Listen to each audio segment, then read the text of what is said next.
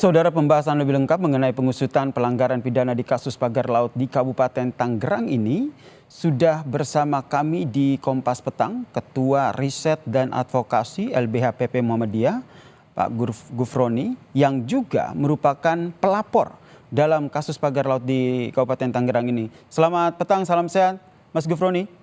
Ya, selamat sore, Mas. Mas Gufroni, dalam pelaporan yang Anda layangkan ini sebenarnya siapa yang Anda laporkan dan bukti apa yang disertakan dalam kasus pagar laut di Tangerang ini? Ya, jadi ini kan sebenarnya laporan kita atau pengaduan kita ini kan sudah cukup lama ya, tanggal 17 Januari 2025, dan sekarang kan sudah memasuki babak baru. Nah, dari 7 nama yang kita adukan kan salah satunya adalah Kepala Desa Kohod ya, Bapak Arsin, yang memang kami yakini terlibat ya dalam soal pemagaran laut. Namun demikian tentu meskipun ini sudah masuk tahap penyidikan, maka kami sangat berharap untuk segera ada pengumuman siapa saja yang dijadikan tersangka dalam kasus pemagaran laut dan juga soal HGB dan SHM yang kemudian terbukti palsu.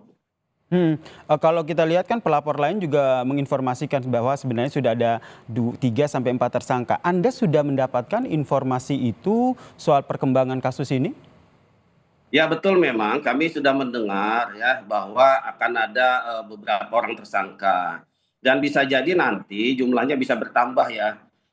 Namun demikian kita menunggu saja dulu dari pihak penyidik Barreskrim Polri, karena sepertinya yang sedang diusut ini kan untuk Desa Kohod ya. Kita belum mendengar apakah 16 desa juga termasuk yang masuk dalam tahap penyidikan ini, karena sebagaimana yang sudah beredar bahwa 16 kepala desa juga diduga terlibat dalam pemalsuan dokumen ya, terkait dengan adanya girik-girik palsu untuk dijadikan atau untuk bisa diterbitkan sertifikat di BPN Kabupaten Tangerang. Tadi Anda bilang sudah mendengar informasi soal ada 3 atau 4 nama tersangka begitu. Ini jumlahnya saja atau Anda sendiri sudah mendapatkan informasi siapa sebenarnya tersangka? Kalau untuk siapa saja tersangka, tentu kami belum bisa memastikan ya. Tapi yang pasti bahwa untuk tersangka awal mungkin ya kita bisa sebut misalnya Kepala Desa Kohod. Karena secara terang benderang memang terlibat dalam terbitnya HGB dan SHM palsu ini. Ini sudah Dan kami juga terkonfirmasi oleh pihak kepolisian? Ya, oleh pihak kepolisian. Oh baik, berarti menurut Anda informasi yang Anda dapatkan dari polisi ini salah satu tersangkanya yang nantinya akan diumumkan adalah Kepala Desa Kohod ini ya?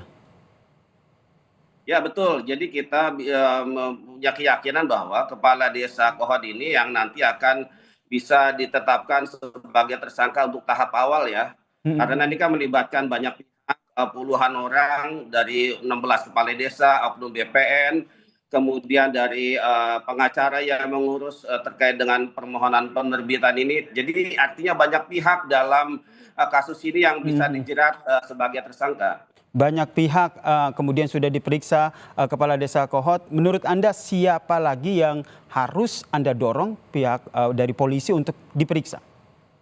Ya, termasuk yang sudah disampaikan oleh Pak Menteri Nusron bahwa ada 6 ya atau 7 pejabat BPN yang sudah dipecat.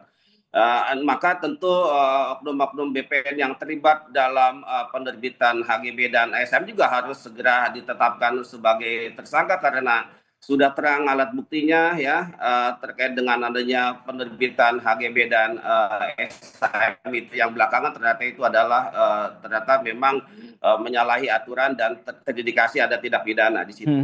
Kita nantikan ya seperti apa keterangan resmi dari polisi terkait dengan siapa saja sebenarnya menjadi tersangka terkait dengan kasus pidana di pagar laut Kabupaten Tangerang ini. Terima kasih Ketua Riset dan Advokasi LBH PP Muhammadiyah, Mas Gufroni, telah bergabung bersama kami di Kompas Petang. Salam sehat Mas Gufroni.